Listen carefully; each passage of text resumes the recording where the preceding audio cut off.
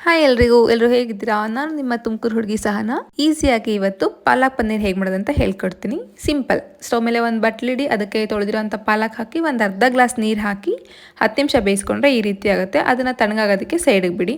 ಒಂದು ಬಟ್ಟಲಲ್ಲಿ ಹಾಲು ಹಾಕ್ಕೊಂಡು ಅದನ್ನು ಕಾಯಿಸ್ಕೊಳ್ಳಿ. ಇನ್ನೇನು ಉಪ್ಪು ಬರುತ್ತೆ ಅನ್ನೋ ಟೈಮಲ್ಲಿ ನಿಂಬೆ ಹುಳಿ ಹಿಂಡ್ಕೊಂಡು ತಿರುವುತ್ತಾ ಬಂದರೆ ಅದು ಒಡೆಯುತ್ತೆ. ಅದನ್ನು ಒಂದು ಬಟ್ಟೆಯಲ್ಲಿ ಸೋಸ್ಕೊಂಡು ಟೈಟಾಗಿ ಗಂಟು ಕಟ್ಟಿಟ್ರೆ ಅರ್ಧ ಗಂಟೆ ಅಷ್ಟೊತ್ತಿಗೆ ಅದು ಗಟ್ಟಿ ಆಗುತ್ತೆ. ತಣ್ಣಗಾಗಿರೋ ಪಾಲಕ್ನ ಒಂದು ಮಿಕ್ಸಿ ಜಾರ್ಗೆ ಹಾಕ್ಕೊಂಡು ಅದಕ್ಕೆ ಶುಂಠಿ, ಹಸಿಮೆಣಸಿನ್ಕಾಯಿ ಹಾಗೆ ಬೆಳ್ಳುಳ್ಳಿ ಹಾಕ್ಕೊಂಡು ಸ್ವಲ್ಪ ಉಪ್ಪು ಹಾಕ್ಕೊಳ್ಳಿ ಟೇಸ್ಟ್ಗೆ.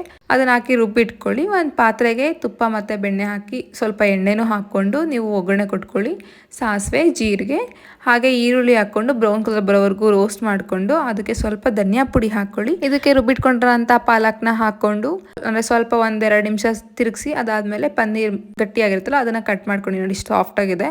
ಕಟ್ ಮಾಡಿರೋಂಥ ಪನ್ನೀರ್ನ ಹಾಕ್ಕೊಂಡು 1-2 ನಿಮಿಷ ಕುದಿಸ್ಕೊಂಡ್ರೆ ಮುಗೀತು. Palak paneer is ready.